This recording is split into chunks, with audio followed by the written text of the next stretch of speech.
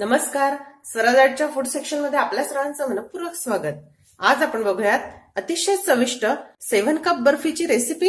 ही recipe बनवणं अगदी सोपं आहे आणि सर्वात महत्वाचं म्हणजे बिघडण्याचे चान्सेस हे खूप कमी असतात, कारण पाक बनवण्याचं टेन्शन नाही. चला तर मग बघूयात आता याची कृती. 7 कप बर्फी बनवण्याच्या विविध पद्धती आहे. आज मी तुम्हाला माझ्या पद्धतीने बनवलेली 7 कप बर्फी दाखवणार आहे. त्यासाठी काय काय साहित्य लागते ते बघूया. 1 वाटी बेसन पीठ, 1 वाटी खोवलेला ओला नारळ, 1 वाटी दूध, 1 वाटी साजूक तूप, अर्धी वाटी बारीक रवा, अर्धी वाटी काजू बदामची पावडर आणि 2 वाट्या साखर. तुम्ही जर हे सर्व साहित्य मोजलं तर हे बरोबर 7 वाट्या आहेत आणि म्हणूनच या बर्फीला 7 कप बर्फी सुद्धा म्हणतात. हे सर्व साहित्य मी एकाच वाटीने मोजून घेतले आहे व तुमच्या आवश्यकतेनुसार तुम्ही वाटीची साईज लहान किंवा मोठी घेऊ शकता. त्यानंतर सजावटीसाठी थोडे पिस्ता व बदामचे काप आणि चिमूटभर वेलचीची पावडर. अर्थातच ह्या दोन्ही गोष्टी ऑप्शनल आहेत, तुम्ही ह्या नाही वापरल्यात तरीही चालेल. सर्वप्रथम एखादा ट्रे किंवा ताटाला आपण तूप लावून ग्रीस करून घेऊ, म्हणजे आपल्या बर्फी पटकन सुटतील. छान, मी याच्या कडा सुद्धा थोड्या ग्रीस करून घेतल्या. आता आपण हे बाजूला ठेवून देऊया. सर्वप्रथम एका पॅन मध्ये रवा घालूया, बेसन पीठ सुद्धा घालू व अगदी मंद गॅसवर साधारण 6 ते 7 मिनिटांसाठी हा छान भाजून घेऊ, म्हणजे याचा कच्चेपणा निघून जाईल. बेसन पीठ व रवा साधारण 7 मिनिटांसाठी मी भाजून घेतला.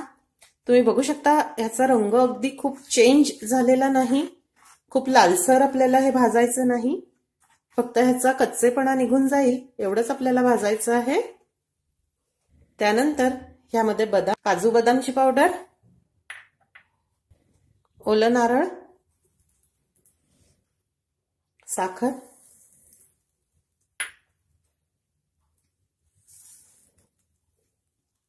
साजूक तूप सुद्धा घालूया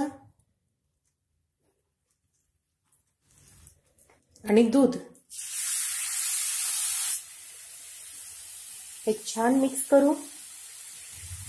लक्षात ठेवायचं आहे गॅसची फ्लेम लो ते मीडियमच ठेवायची आहे. तुम्ही बघू शकता ह्यातील साखर विरघळल्यामुळे हे अगदी सैलसर झालं आहे.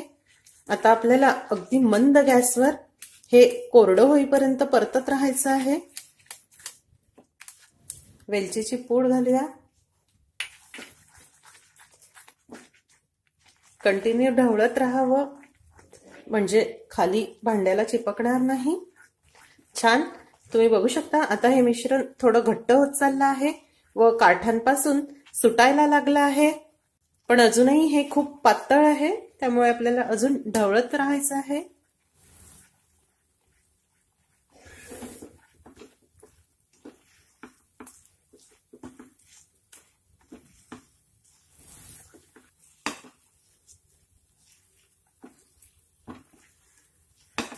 छान, तुम्ही बघू शकता आता हे मिश्रण छान कोरडं झालं आहे.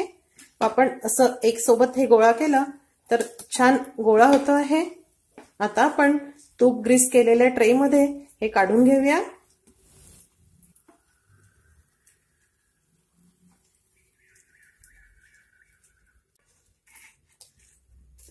छान पसरवून घेऊ. चापट चमच्याने ह्याचा सरफेस छान इव्हन करावा. छान, हे अगदी छान सारखं झालं. आता हे गरम आहे तोपर्यंतच यावर ड्रायफ्रुट्सचे काप घालूया. एकदा हे थोडं थंड झालं की मग यावर ड्रायफ्रुट्स चिपकणार नाही. चमच्याने थोडे थोडे दाबून घेऊ. तुम्ही बघू शकता आपण ड्रायफ्रुट्स यावर लावले तोपर्यंतच हे छान सेट झालं आहे. आता हे थोडं गरम आहे तोपर्यंतच आपण ह्याच्या वड्या कट करून घेऊया, कारण थंड झाल्यानंतर वड्या कापता येणार नाहीत.